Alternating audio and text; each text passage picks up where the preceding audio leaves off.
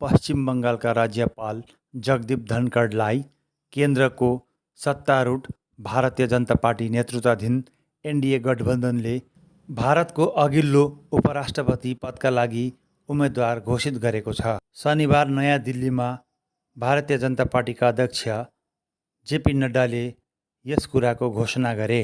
उपराष्ट्रपति पदको चुनाव आउँदो 6 अगस्त 2022 का दिन हुनेछ।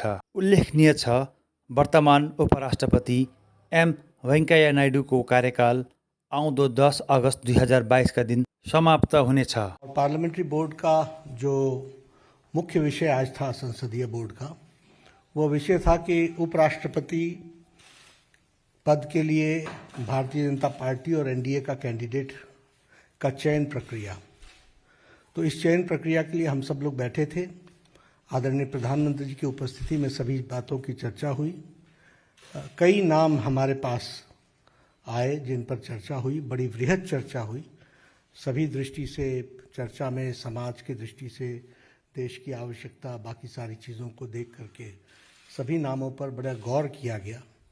लेकिन सभी नामों पर गौर करने के बाद हम सब लोग और भारतीय जनता पार्टी की संसदीय बोर्ड इस निष्कर्ष पर पहुंची है कि उपराष्ट्रपति पद के लिए भारतीय जनता पार्टी और एनडीए के प्रत्याशी के रूप में हमारे किसान पुत्र श्री जगदीप धनखड़ जी को हम उपराष्ट्रपति पद के लिए अपना प्रत्याशी के रूप में घोषित करते हैं।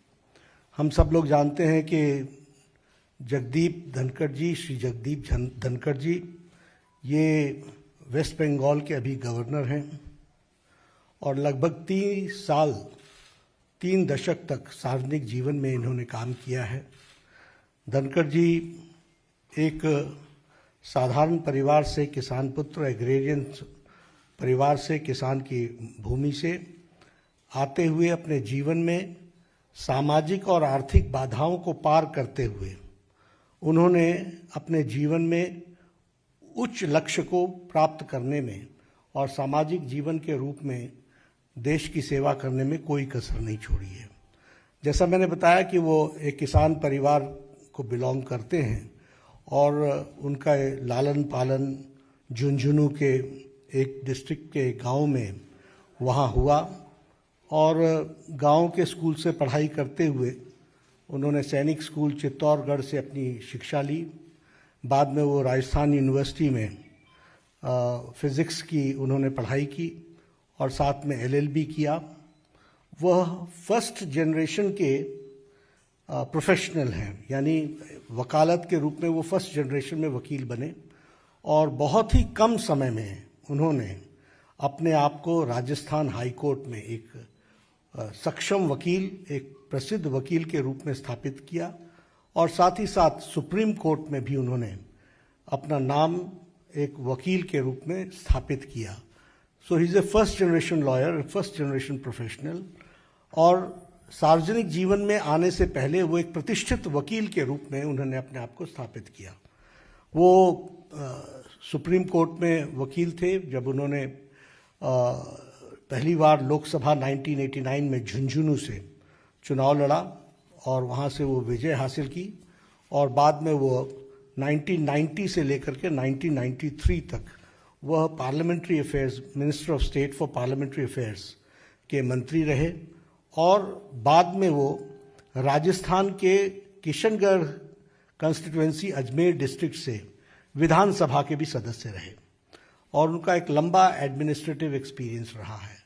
हम सब जानते हैं कि वो जुलाई महीने 2019 में उन्होंने राज्यपाल का पद वेस्ट बंगाल में, पश्चिम बंगाल के राज्यपाल के पद को संभाला as governor of West Bengal. और हम जानते हैं कि उनकी छवि पीपल्स गवर्नर, लोगों के गवर्नर, लोगों के दिल पर राज करने वाले ऐसे शख्सियत के रूप में वो राज्यपाल के रूप में स्थापित हुए हैं और उन्होंने जिस तरीके से सार्वजनिक जीवन में सेवा की है और लंबे समय तक सेवा की है, इन सारी बातों को ध्यान में रखते हुए भारतीय जनता पार्टी और एनडीए ने ये तय किया कि किसान पुत्र साधारण परिवार से बढ़ते हुए फर्स्ट जनरेशन के professional, fully equipped as an administrative capacity और जिनका सार्वजनिक जीवन में एक बहुत ही अच्छा योगदान रहा है, ऐसे प्रत्याशी को भारतीय जनता पार्टी और एनडीए अपना उपराष्ट्रपति वाइस प्रेसिडेंट का प्रत्याशी घोषित करती है और आगे चल करके उनके नॉमिनेशन की तारीख भी तय होगी और फिर चुनाव की दृष्टि से तैयारी होगी। मुझे यही आप सबको बताना था।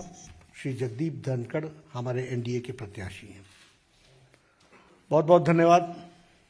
दार्जिलिङका सांसद राजु विष्टले जगदीप धनखडलाई एनडीएको उपराष्ट्रपति उम्मेदवार चयन भएकोमा बधाई दिएका छन्। सांसद विष्टले धनखडलाई प्रधानमन्त्री नरेन्द्र मोदीको सही रोजाइ बताउँदै यसका लागि तिनले प्रधानमन्त्रीलाई धन्यवाद दिएका छन्। उल्लेखनीय छ, गत 14 जुलाई 2022 का दिन दार्जिलिङको भानुभवनमा राज्यपाल जगदीप धनखडले गोर्खाल्यान्ड क्षेत्रीय प्रशासन जीटीए का नवनिर्वाचित मुख्य कार्यपाल अनित थापालाई शपथ ग्रहण गराएका थिए।